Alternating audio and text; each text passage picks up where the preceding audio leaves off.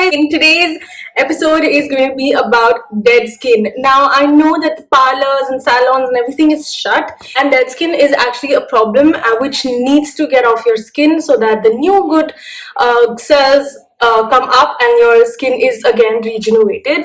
But dead skin, if dead skin's there, it's not gonna happen, so we have to scrub it off. So today's scrub for dead skin I have made using almonds, rich source of proteins, vitamins, and so many good things. So what I've done is that I've soaked almond overnight, so you can also do that, and I'll suggest you do it in milk, because so that overnight the goodness of milk can also gets into it.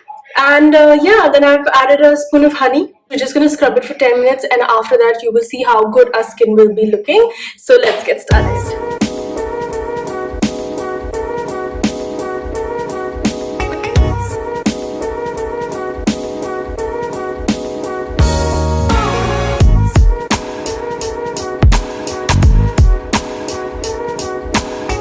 The scrub is off and it has left my skin so smooth, like all the dead skin is gone, so your skin automatically will be very smooth. Now a few things which I wanted to point out, even if your skin is very sensitive, because scrubs usually don't work for sensitive skin people. My skin is also sensitive, but the scrub that I've made today will be very easy on your skin, because we have milk. It definitely just instantly makes everything softer. We have honey, which is like, again, everything is so soft, will give you no itching, no redness or rashes of any sort.